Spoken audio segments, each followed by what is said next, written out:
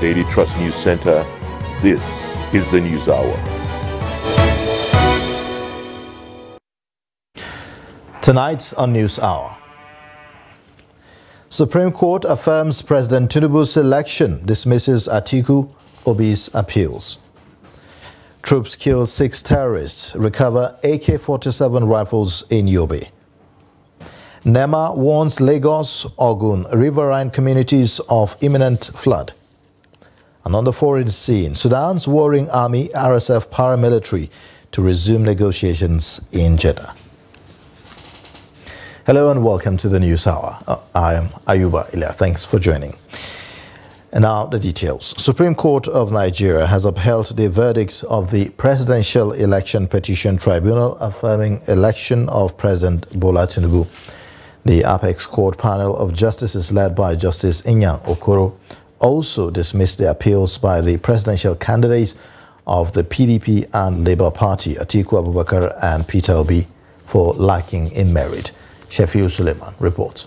Deliberating judgment on the appeals, the Apex Court ruling on the admissibility of fresh evidence brought by Atiku Abubakar against President Bola Tinubu said it cannot admit such findings having failed to go through the lower court and brought outside the conditions stipulated by Section 22 of the Constitution of the Federal Republic of Nigeria and therefore dismissed it.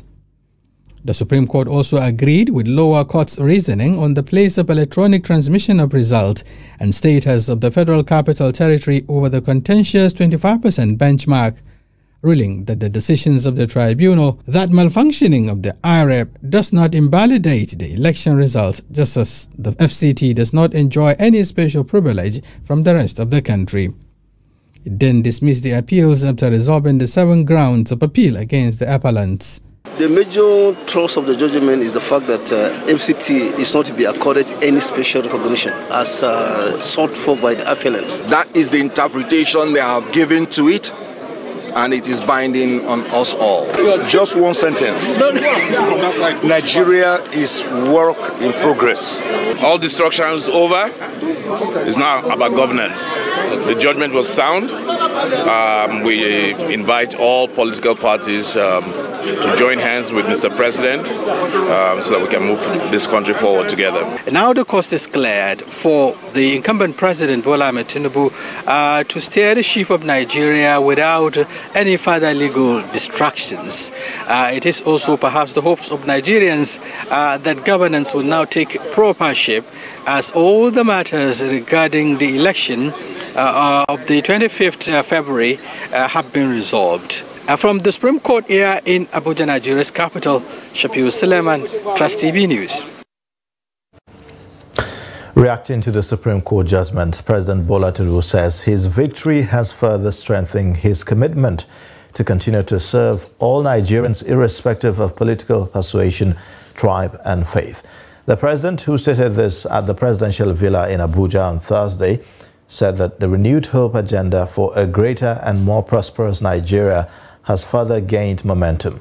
Tinubu assured that he will continue to work to build a country that meets the collective yearnings and aspirations of its people.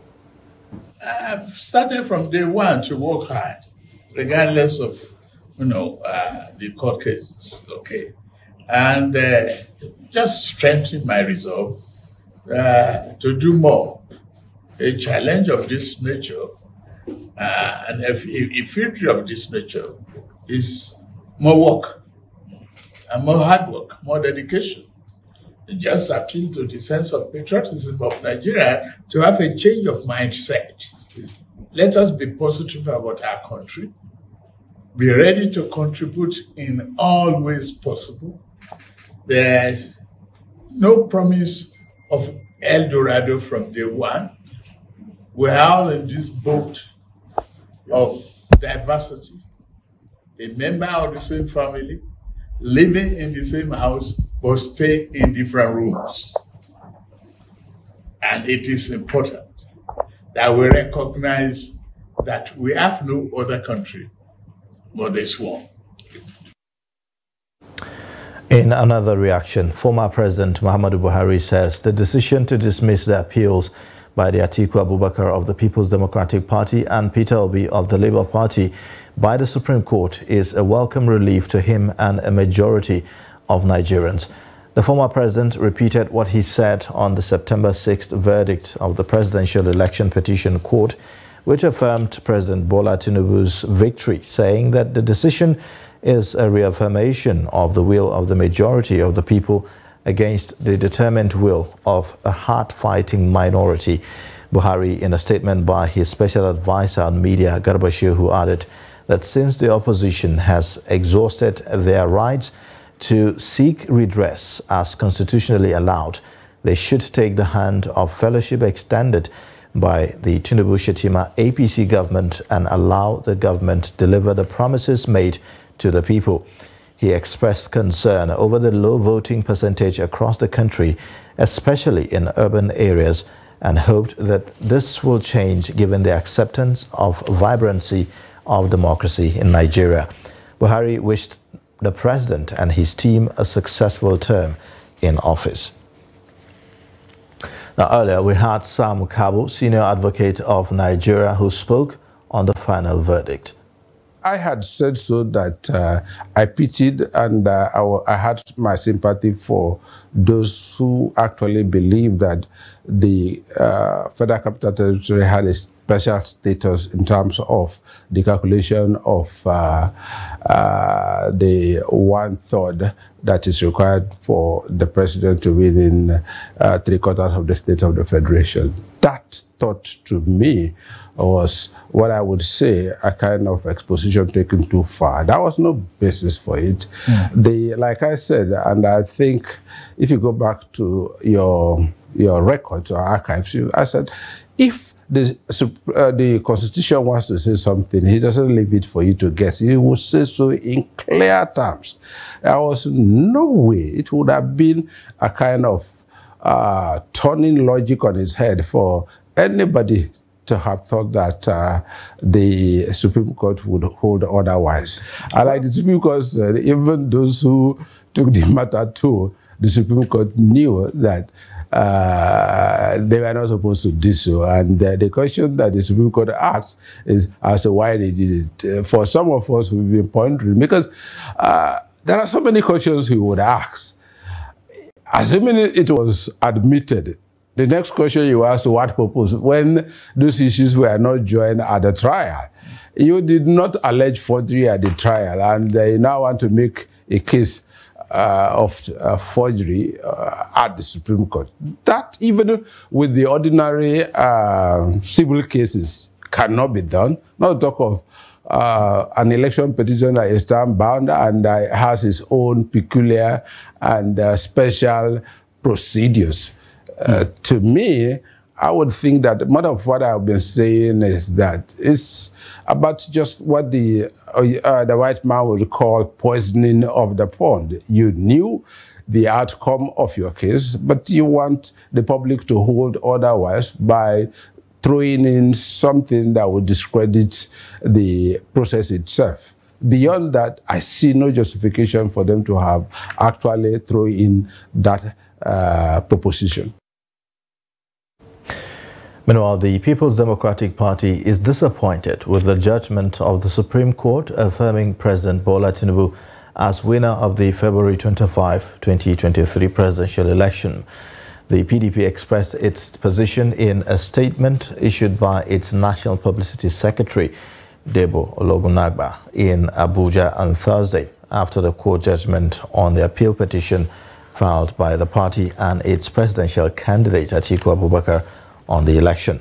Ologunagba said that the PDP and indeed majority of Nigerians were alarmed, disappointed and gravely concerned with the reasoning of the Supreme Court. He said that the PDP believed the judgment was against the express provisions of the Constitution of the Federal Republic of Nigeria as amended, the Electoral Act 2022 and the guideline and regulation issued by INEC under which the election was conducted. He said that Nigerians were still at a loss as to how the Supreme Court condoned the serious issues of forgery, falsehood and perjury on the altar of technicalities. Ologun Agba, however, declared that the PDP remained undeterred. He charged Nigerians not to be discouraged or allow the judgment to detract them from their collective quest for the entrenchment of a credible electoral system that could guarantee a government that derives its legitimacy from the people. Away from that, now to security matters. Troops of the 159 Battalion, Gaidam, Yobe State, have ambushed and killed 6 insurgents and recovered weapons, including 2 AK-47 rifles, 2 motorcycle machines, and a mobile phone in a fierce firefight. The Acting Assistant Director of Army Public Relations of Sector 2, Captain Muhammad Shehu, said this in a statement on Thursday. He said that the operation was conducted on Wednesday, October 25, at Jororo village in Gaidam local government area of Yobe State after receiving tips from locals and actionable intelligence leading to the death of 2 insurgents. He said during the encounter, 2 terrorists were neutralized by the gallant soldiers and recovered weapons, including 2 AK-47 rifles, 2 motorcycles, and a mobile phone.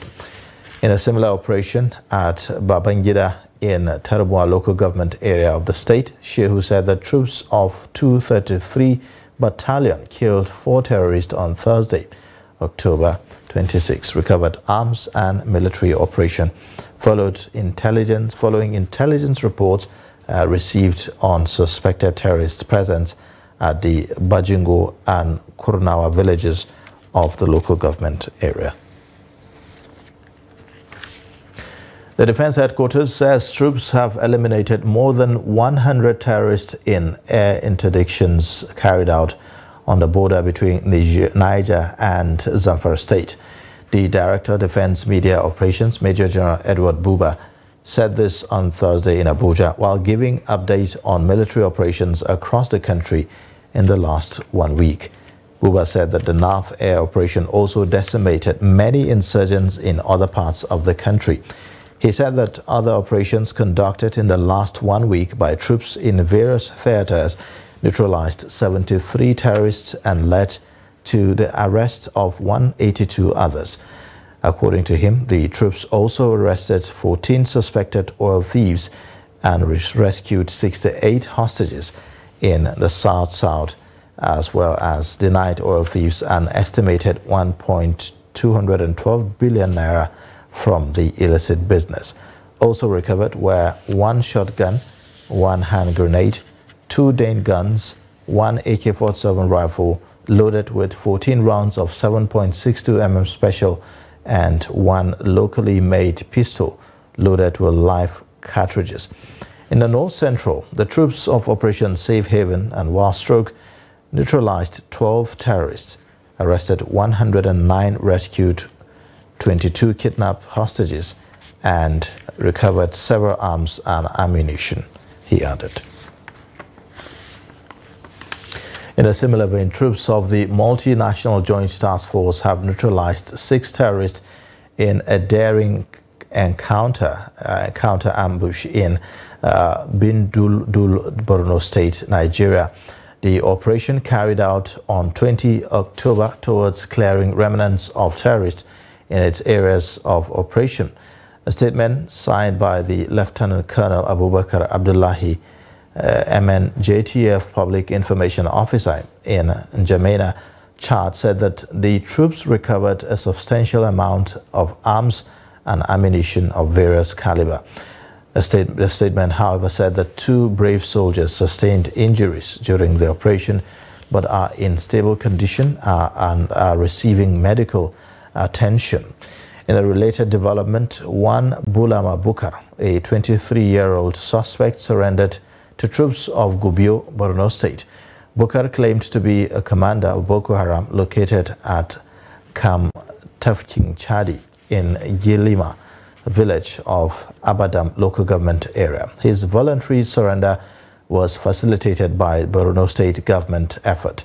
Bukar handed over 1 AK-47 rifles, 5 magazines and special ammunition, and 1 motorcycle alongside other items. The Senate has confirmed the nomination of Musa Adamu Aliyu as the chairman of the Independent Corrupt Practices and Other Related Offences Commission. Aliyu was confirmed after screening on the floor of the Senate during the Thursday's plenary.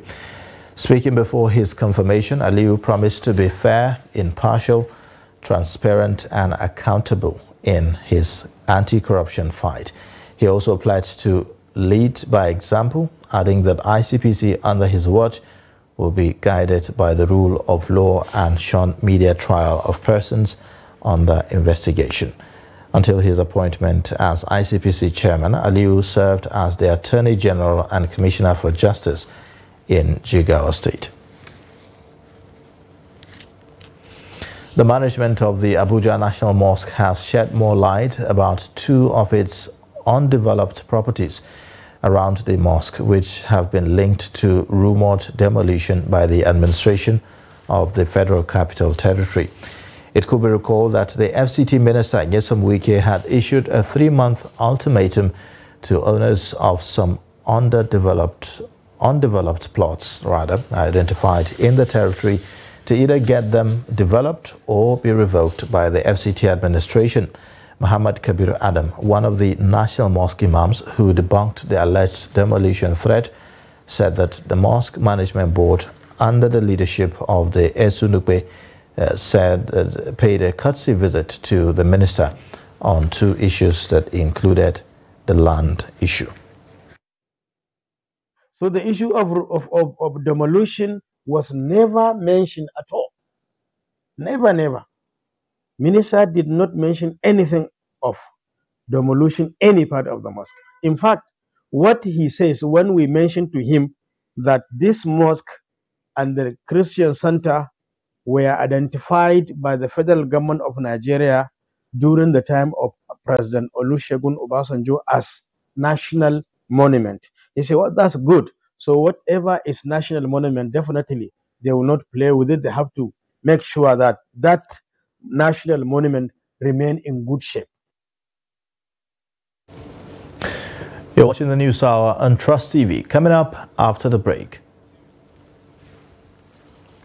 we take a look at why increase in egg consumption is required. Details and more after the break. As a demonstration of its commitment to provide sustained access to basic healthcare for all Nigerians, the Federal Government of Nigeria, through the National Primary Healthcare Development Agency, NPHCDA, has established the Basic Healthcare Provision Fund, BHCPF. The Basic Healthcare Provision Fund is designed to deploy operations fund directly to primary healthcare facilities in every political ward nationwide to ensure the availability of quality PHC services to all Nigerians, irrespective of where they live or work. The Basic Healthcare Provision Fund guarantees 24 hours availability of midwives, other health workers, and health supplies in at least one PHC in every political ward. Ask from your local government health department for the BHCPF PHC in your ward to get more information and benefit from the services. Think access to healthcare for all. Think universal health coverage. Think Basic Healthcare Provision Fund. This message is from the Federal Ministry of Health and National Primary Healthcare Development Agency, NPHCDA. For further inquiries, call the NPHCDA toll-free number 7722 or visit www.nphcda.gov.ng. You are aware that some of your political opponents have alluded to your tenure in Ondo as something that was not democratic. Of course, in big society, everybody cannot like you. There will be those who are undermining you and saying, even if you did the best of your performance, what you have done is to say you have satisfied your creator and the people. I bet you, in my memoirs, if I show you what General Babangida wrote when he visited us, was more than enough to prove that those people talking, they can talk, because you can't lie to him. And I knew, because when I now went into full political activities, if I had been bad to them, they would never have allowed me.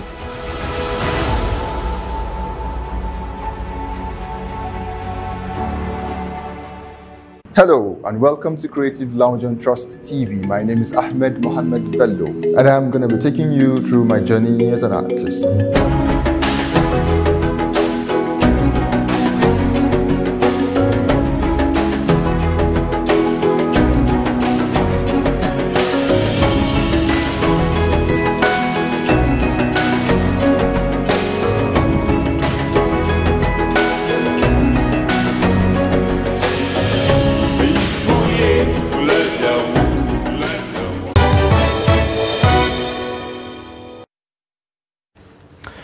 Welcome back. You're watching the News Hour on Trust TV. Let's take a look at the top stories now. Supreme Court affirms President Tinubu's election, dismisses Atiku Obi's appeals. Troops kill 6 terrorists, recover AK-47 rifles in Yobe. An early morning inferno in Kubwa town of the Federal Capital Territory, FCT, have razed down 4 shops stocked with provision items. The incident happened in a neighborhood behind the Kubwa Maitama Model Market, while most of its residents were sleeping. One of the victims and a shop owner, Lawali Yalo, who was sleeping inside his shop, said that he was woken up by the sound that later he identified as a solar battery owned by his neighbor, a provision store owner whose provision shop was also among the burnt properties. Now, the commander of the security vigilante in the area shed more light about the incident.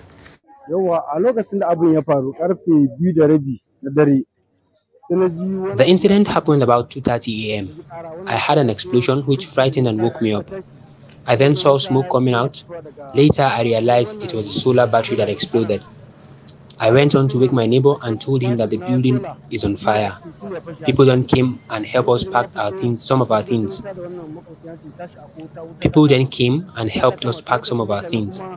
The outfit I'm wearing is the only thing I came out with. The fire damaged a lot of things. All our belongings got burnt. About 4 shops affected. So we reside here in Kubwa. So yesterday around that 2 o'clock, after our patrol, we went back to our office to relax. Then around that 3:30, we saw the fire from this side, which is 33 junction here. Then we rushed. Upon reaching here, we discovered that the shop was on fire.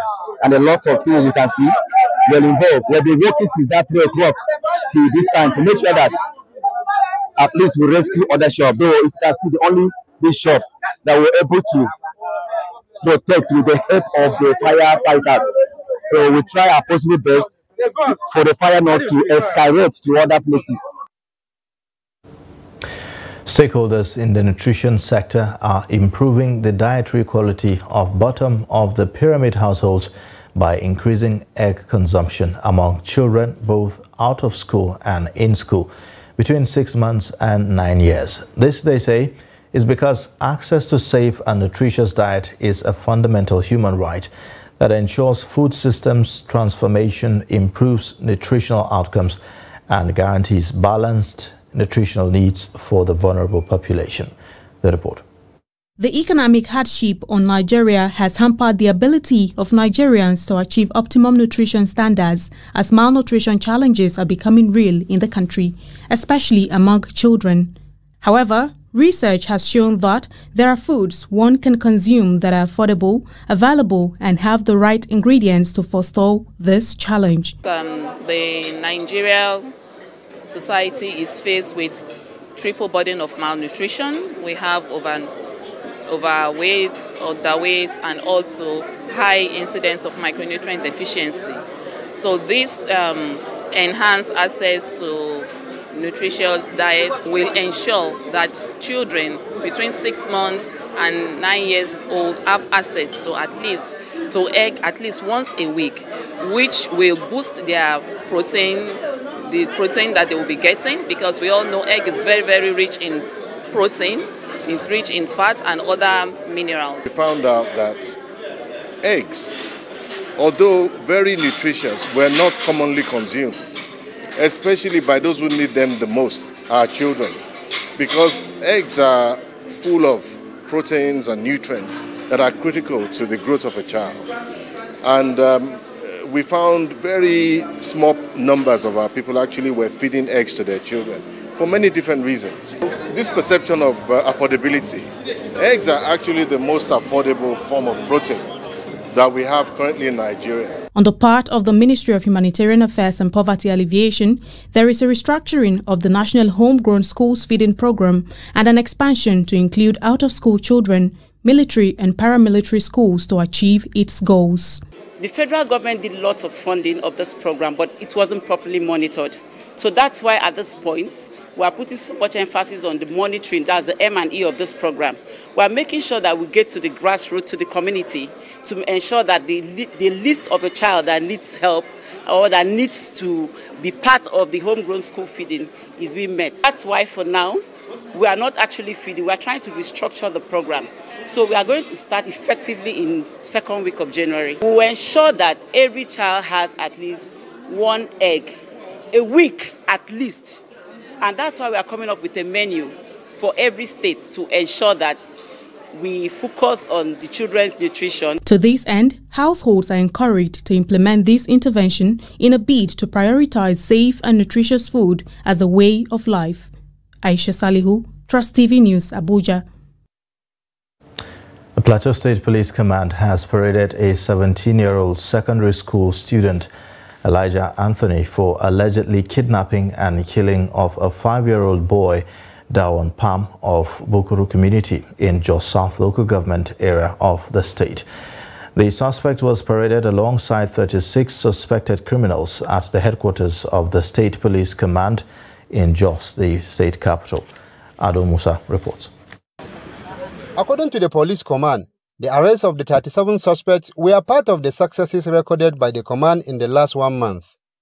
The State Commissioner of Police, while parading the suspect for various offenses, said the alleged killer of the 5-year-old boy had collected 400,000 naira as ransom before killing him, adding that the suspect was a next-door neighbor to the family of the victim.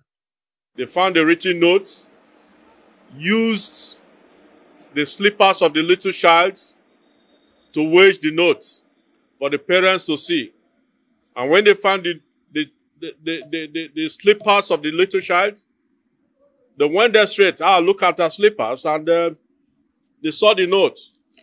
In the note, the kidnappers were demanding the sum of 5 million naira.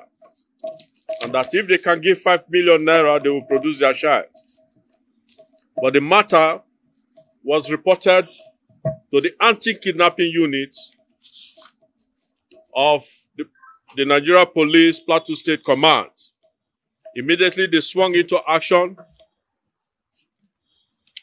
Through tracking, they were able to arrest one Elijah Anthony.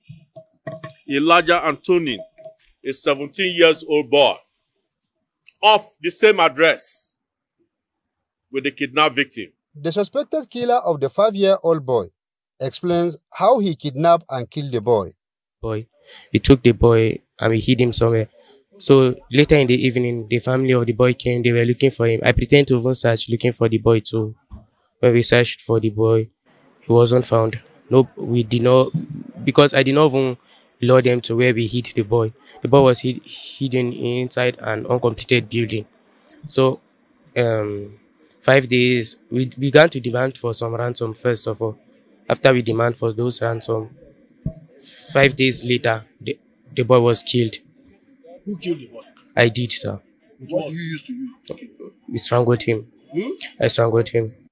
The command also paraded an 80-year-old man for defiling an 11-year-old girl. An 80-year-old man was arrested for defiling an 11-year-old girl. He lured the girl into his house and had carnal knowledge with the young girl. The 80-year-old man explained why he defied the girl. I say, she's still in my sight. So she said, making with sex. I said, have you been sex with somebody like me? She said, no. I don't know which kind devil who make me to remove my zip and remove my penis. I didn't remove my clothes. The police commissioner informed that in the last month, the command had arrested 39 suspects, recovered 11 fabricated rifles, 7 locally pistols, and 23 ammunitions. He called on citizens to cooperate with the police to get rid of criminals in the state. Ado Musa, Trust TV News, Jos. Men of the Osun State Police Command have arrested a suspected carjacker, Peku Olaoluwa, in Osogbo, the state capital. The police also arrested 3 others for allegedly burgling a phone shop and carting away phones and other valuable items. Hamid Oegbadi reports. The 45-year-old man, Pekun Olaoluwa, was arrested while attempting to steal a car in front of a commercial bank along Bongon Road in Osogbo. The police public relations officer for Osun State Police Command, Yemisi Okpalola, said credible intelligence from residents aided the arrest of the suspect. And immediately we were told, we swung into action and were able to arrest that man. And he confessed to the crime to have been, using the fabricated key to have been unlocking many vehicles and be stealing some of the vehicles like that before. And immediately we finished the investigation on this matter, we are going to, arraign him at the court. Similarly, 3 suspects were arrested for burgling a phone shop at Fakunle area in Osogbo, where they stole phones and cash. When I needed money, I went to my friends and asked them for help. They told me to join them to burgle a shop, and I agreed. We burgled the shop and stole phones. I sold mine in Ife. And they looted from the shop a lot of things like phones, different kinds of phones, and even other accessories and other, and many other things from the shop that was millions of naira. And immediately we swung into action and were able to arrest these ones. The investigation led us to the arrest of many of them. In this case, we have 3 suspects that were arrested concerning this case, and all the phones and all the materials, other things, and the money that was stolen from that shop were recovered from them. All of them confessed to the crime, and they will be charged to the court immediately the case is completed, the investigation is completed. Meanwhile, as part of moves to curtail incessant cases of stolen vehicles in the state, the police command has advised residents to ensure that their vehicles are duly registered. Hamid Oyegbade, Trust TV News, Osogbo. Power consumers in Benue State are lamenting what they describe as unfair treatment by the Jos Electricity Distribution Company, JETCO. They say while the prepaid meters remain the best option, the company is selective and not in a hurry to supply stable electricity to consumers. Jimmy Azandi reports. Makudi residents whose premises are provided with prepaid meters say the advantages are enormous, though electricity is not available to the majority of the power consumers in the state. I would say it has a lot of advantages because you can control your usage. Like when you know you're not going to be in your premises or your home, you could switch off all your appliances and go out and come back, and you can still monitor the readings of how you consume your electricity. And another advantage is if you're having a prepaid, you use it by yourself. A JET staff who prefers not to be captured on camera says there are sharp practices associated with metering in the state. However, the residents say bypass of the meter is often done in connivance with some corrupt staff of the company. In Makodi, precisely where I reside, that has been the major problem that a lot of us are facing. A lot of persons have applied how to get it become a problem. In the issue of bypassing this is the corruption that is happening in the system. This bypassing it, some are not just doing it on their own, they are collaborating with some of their officials to do that, and they give them money, and at the end of the day, they encourage them to do it and then throw their eye somewhere as if nothing has happened, and that is what is affecting the system. Other residents blame the company for refusing to do what is right to maintain the monster of overbidding the customers. Let me talk about the scope of Benue State where I reside. From our investigations, we discovered that even though it is the government policy and the government will that everybody should be metered, so that this issue of estimated billing should stop. The reverse is the case in Benue State, because we have been doing some follow-ups. Even customers that have been begging for this prepaid meter, they are sometimes compelled to pay huge sums of money without even getting it. That's the worst part of it. The government of Muhammadu Buhari made metering of residential and business premises by the electricity distributing companies compulsory. Many years after, cases of meter holding, exorbitant prices for the device, and illegal connection have continued to prevail between the EDCs and the consumers. Jimmy Azandi, Trust TV News, Makurdi. Authority in charge of the Lagos State Traffic Management Authority has said that it has impounded over 100 vehicles found to be parked on bridges in the state. The seizure was done during a continuous enforcement operation which started on Wednesday at the expiration of the 7-day vacation order issued to commercial bus and truck drivers who have allegedly converted top of bridges in the state into parks and garages by the different transport unions. The special advisor to the governor of Lagos State on transportation, Shola Giwa, led the enforcement operations. Giwa stated that the exercise was carried out following the expiration of a 7-day vacation order issued to motorists, commercial bus drivers to vacate all illegal parking garages on top bridges. He revealed that all the contravened vehicles will be immediately charged to the Lagos State Mobile Court for prosecution.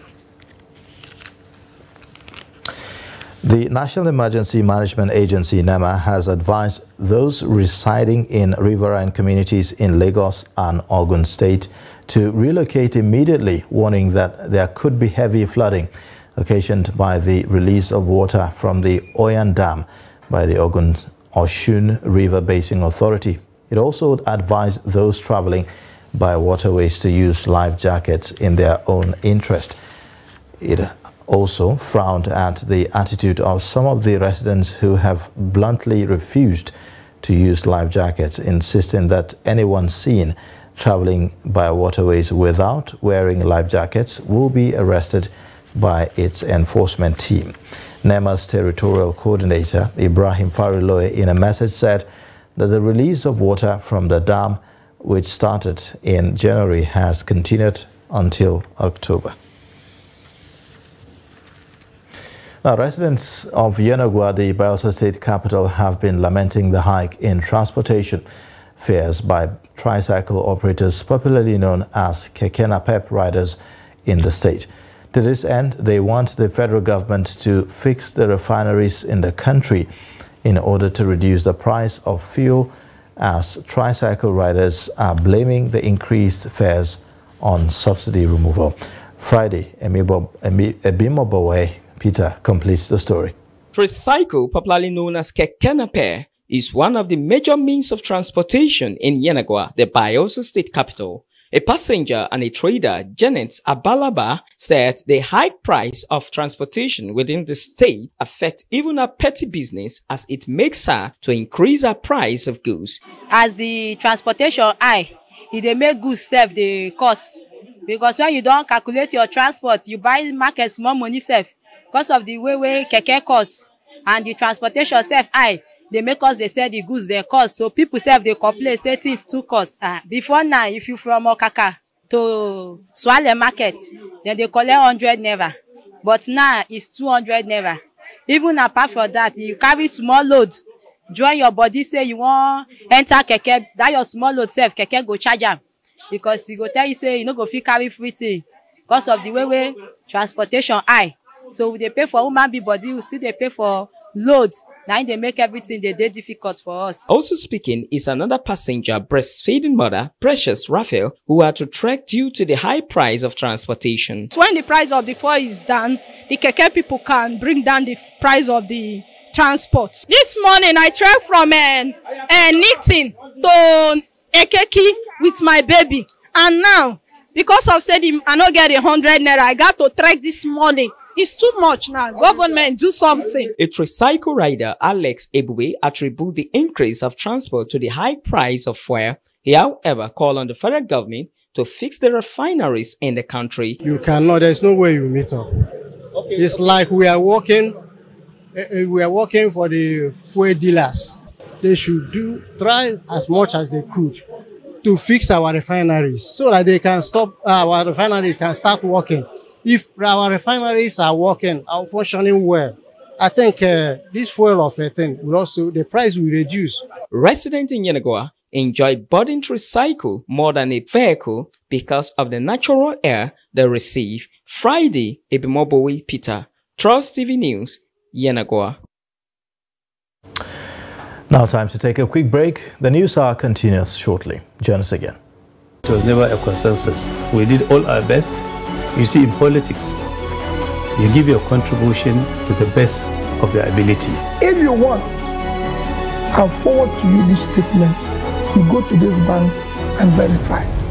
But there are people who say not spending money is not a virtue in itself. Let me finish. Because there's so much to be done. Let me finish. Now, you don't allow me to explain myself. The recent development shows abductions are now a factor of informants embedded in community. It's not about the people of Katsina to say that, no, during my administration I was able to stop insecurity. No, it's about collective responsibility for all of us. And what we should ask ourselves is not what has been seen, is the life better?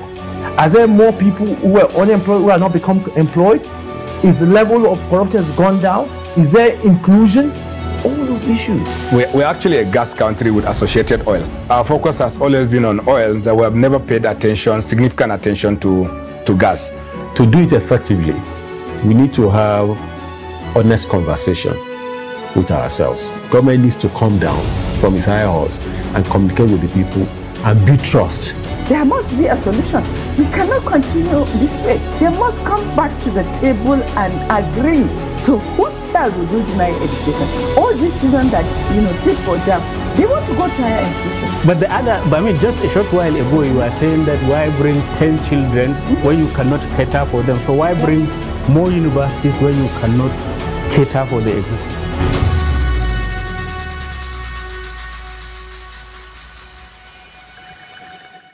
Hello viewers, welcome to another episode of Adam's Kitchen on Trust TV. Try grating it. I am going to show you how to prepare a Singaporean chicken rice. Like this. Back here and get my carrots ready. Put in some amount of oil on the skin.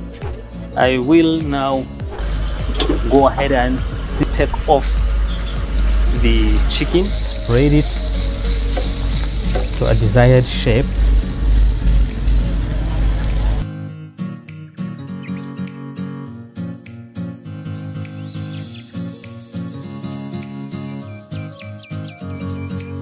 You are aware that some of your political opponents have alluded to your tenure in Ondo as something that was not democratic. Of course, in big society, everybody cannot like you. There will be those who are undermining you, are saying, even if you did the best of your performance, what you have done is to say you have satisfied your creator and the people. I bet you, in my memoirs, if I show you what General Babangida wrote when he visited us, was more than enough to prove that those people talking, they can talk, because you can't lie to him. And I knew, because when I now went into full political activities, if I had been bad to them, they would never have allowed me.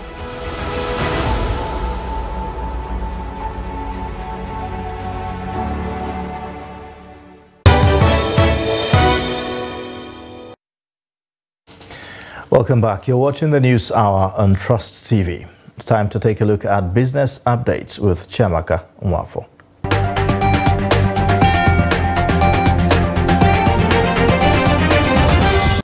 The Infrastructure Bank, TIB, says it is targeting a capital mobilization of 1 trillion naira for Nigeria's infrastructure space in the next 5 years. Acting Managing Director of the bank, Nkiru Chime, who made the disclosure in Abuja at the rebranding and logo unveiling, noted that the funding will majorly be private sector driven. She said the bank is positioned to key into the infrastructure support fund launched by President Bola Tinubu to drive development in the sector. President Tinubu created the fund in July for 36 states as part of measures to cushion the effects of petrol subsidy removal. The Infrastructure Support Fund received a startup capital of 790 billion naira. The acting MD said TIB is committed to addressing the country's infrastructural needs. The World Bank said its board had approved a $1 billion loan to help South Africa reform its energy sector as the country tries to overcome regular power cuts that have curbed economic growth. The bank wants to support the country's reforms to split the struggling power firm Eskom and to transition to a low-carbon economy, it revealed in a statement. The World Bank's director for South Africa had told Reuters last month that the loan was under discussion and could come soon. In a statement, Marie-France Marinelli said reforms the government had launched would benefit the people of South Africa, particularly the most vulnerable households, the economy, the environment, and advance the energy transition. Eskom's coal-fired power stations routinely break down, leading to outages of up to 10 hours a day. The World Bank said its development policy loan would contribute to a gradual reduction in water and air pollution by reducing the reliance on coal for power generation. That's it on Business News. I am Chiamaka Nwafo. Now, concerned stakeholders in Nigeria have called on regional bodies with a history of colonialism to enhance their support for Palestinian struggle by endorsing the BDS movement. The call is in response to the policy of silencing and intimidation pursued by Israel against anyone critical of its behavior and demanding the implementation of international humanitarian law. Habibat Ajayi reports. A few weeks ago, the world witnessed with horror as Israeli airstrikes continued to devastate Gaza, leaving destruction in their wake. The Palestinian ambassador to Nigeria condemned the campaign launched by Israeli leaders and their Western supporters against United Nations Secretary General Antonio Guterres for speaking the truth about Gaza. Given the Israeli occupation the green light to commit more massacres, this for sure will raise the number of innocent people to be killed on the upcoming days and increase the mass destruction of Palestinian homes and infrastructure alongside the deepening of and enhancing Palestinian human suffering, especially among children. We're still looking for Nigeria to play a crucial and a strong role according to its political weight in Africa and around the globe, of course. Stakeholders have therefore called on Nigerian government to suspend all relations with the State of Israel. As Israeli cuts of water, electricity, food, and is bombing escape routes, such as those of the Rafah closing, with the intent of ethnically cleansing Palestinians from their land, both through death and displacement. According to what is happening now, it is war against humanity. They even bought the Orthodox Church. What they are opting for is that the Aqsa Mosque must be demolished for them to build their synagogue. And this Aqsa area is the heritage of the three heavenly revealed religion. But the Zionists, I'm not saying the Jew, because the Jew will not do this. The real Jew will not do this. And the real Jew are against the Zionist government in Israel. But the Zionists believe that when they build their own synagogue, they have the power over humanity. And they will take control of African resources. And anybody in the world will bow to them. The rights to freedom and self-determination are inalienable rights of every human community. Hence, it is imperative that these rights be granted to the Palestinians without further delay. Habibat Ajayi, Trust TV News, Abuja. And on the foreign scene, Sudan's army and paramilitary rapid support forces said that they will return to the U.S. and Saudi-convened negotiations in Jeddah on Thursday as a 6-month war has taken its toll on the country and on both forces. The Sudanese army on Wednesday accepted the invitation as negotiations are one of the means that may end the conflict, but said that it will not stop fighting. The RSF also said that it accepted the invitation, but on Wednesday published video of its second-in-command leading soldiers in Nyala, a major war zone. Fighting broke out in mid-April over plans to integrate troops 4 years after the two forces ousted President Omar al-Bashir and 18 months after they led a coup to oust civilian partners. Since then, fighting has caused what UN Aid Chief Martin Griffiths has called one of the worst humanitarian nightmares in recent history, decimating the capital and other major cities, displacing almost 6 million people and killing thousands. The RSF has been accused of an ethnic massacre in West Darfur. The United States and Saudi Arabia suspended talks in June after numerous ceasefire violations. A gunman opened fire at a bowling alley and a restaurant in Maine on Wednesday, killing 18 people and injuring 13. The shootings began early evening in the small city of Lewiston, and police quickly launched manhunt for the gunman. They named Robert Cart, 40, a firearms instructor, as a person of interest and described him as armed and dangerous. Pius Ali, a city councillor of Portland, Maine, now gives us more updates on this. This individual went to a bowling alley and opened fire on individuals, including someone who is 75 or 76 years old. And then he went to a shopping mall or a grocery store, as it was said, and then opened fire. And he is a professional coach. He worked with the police and to teach them how to shoot. And then he's also in the Army National Guard. He knows how to handle firearms. He knows how to use them, and he knows how to behave in the combat, field. So that made it very difficult for him to be apprehended. The half of the state is on lockdown. A lot of schools are closed.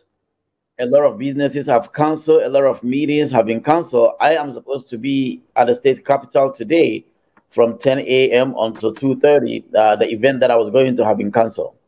And we don't know who the individuals who have been the victims of his act are, because the state have only released one individual's name.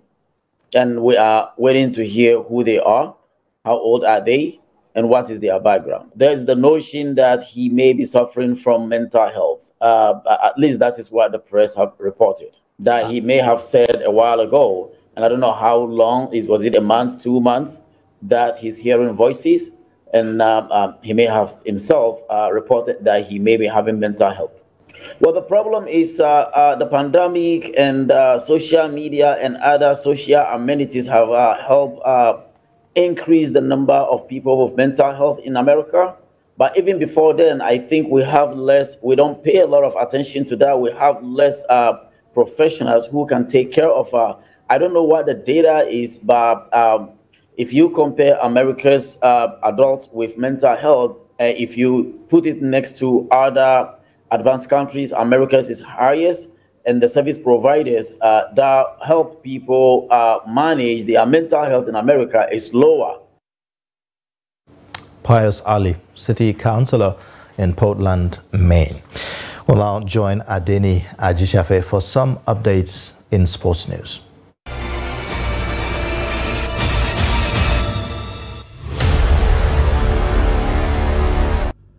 Nigerian senior male basketball team D Tigers have emerged winner of China Autumn Tour. The Tigers defeated some of the best-ranked basketball teams in the world, including China, USA and Serbia, among others at the tournament. Nigeria national basketball team played exciting games with lots of grit, passion, determination during the matches to the delight of fans. A clear evidence that the team is determined to make Nigerian proud, particularly after failing to pick the Olympic Games ticket in home soil. The China Autumn Tour, an all-expenses trip paid by the organizers to further expose the home-based players to international competitions, as well as boost their confidence level, which has proven worthy of a journey. And in football, the board of Nigeria National League has announced the postponement of the kickoff date of the 2023-2024 league season to a yet-to-be-announced date. The league originally planned to kick off on 28 October has been postponed to enable clubs conclude registration for the new season. Morocco wants to build a new mega stadium, the world's second largest. The new stadium, to be located near Casablanca, will have the capacity of 113,000 seats, making it the world's second largest, only second to the Rungrado Primero de Mayo in Pyongyang, North Korea, with the capacity for 114,000 people. The new Morocco stadium will cost 500 million euros. That's Sport News. I'm Adeni Ajishafe.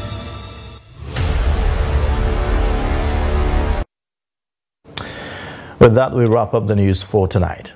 But you can watch more via all our social media platforms and also on our YouTube live stream. I am Ayuba Ilya. Thanks for watching. Bye for now.